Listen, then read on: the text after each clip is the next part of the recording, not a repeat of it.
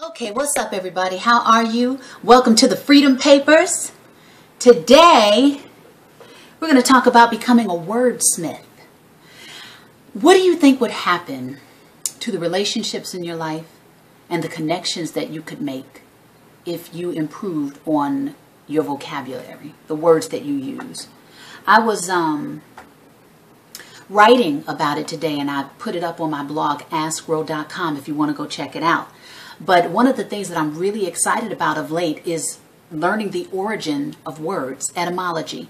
I'm fascinated with, how we can use language more colorfully, because life is not black and white, of course. It's a lot of the gray. It is the gray, right? And there's so much to be explored and so much to be conveyed through our language, but we use so little of it, I find, even when it comes to, politicians being able to speak to the country as a whole. I think they say that the average grade level that they speak at is 7th grade.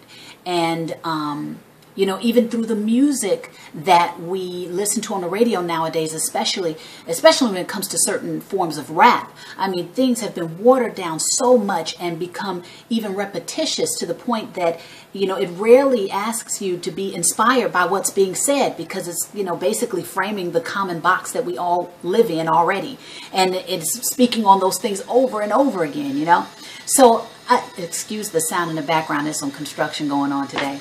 But becoming a wordsmith can be so powerful for you, I think, because it can take you from being able to be a chameleon. You can speak with all classes, world class, upper class, middle class, lower class, and it will open up the connection that you can have with people because you have more tools to do it with, right?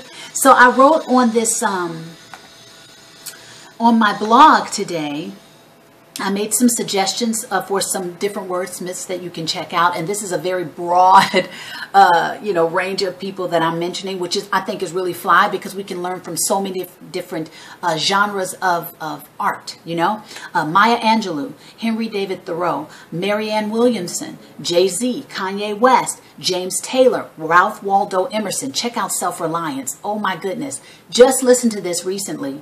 And as I'm listening to it and the way he's using his words, the way he's diving into the language, I had to be so attentive, because I was like, whoa, I'm losing. Okay, I don't want to lose that thought. Okay, I'm trying to put those words together. Okay, I got that. You didn't already moved on.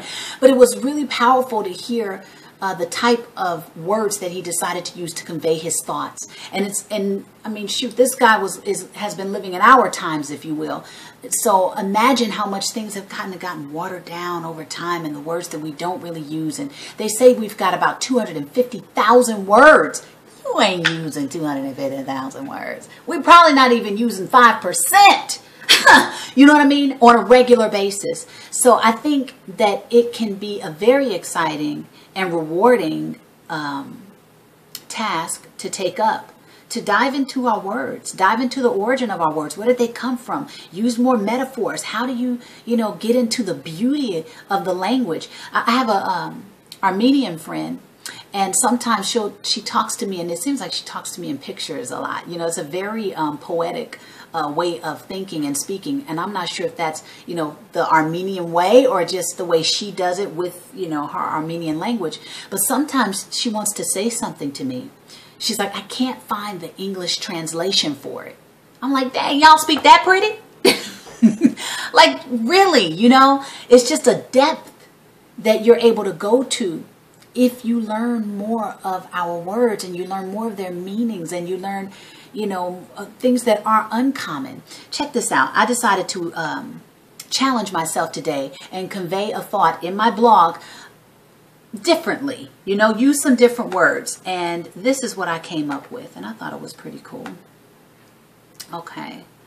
It says, dare to be different. Start using words that make people double take sometimes, and use them in such a way that the layman will want to pick up a thesaurus and decipher your ruminations. The beauty of our language and the ability to express through it rests on the breadth of our willingness to use it. We are always on the cutting edge of creativity. If you choose to embark on a curious and interminable quest, a whole new looking glass can take shape. And through the musings used by the seer to chronicle his or her findings through that looking glass, it is capable of stretching the imagination for generations to come. I thought that was kind of cool. So I challenged myself. I'm challenging you. Write something. Express yourself. Use some uncommon words. Step outside the box. And don't be afraid to use some of this stuff when you're out speaking with someone else. You never know the door that it can open to a deeper conversation, a more expansive connection, or move you in, throughout the different classes and phases and people and things of life, just because you've gathered more tools to do it with.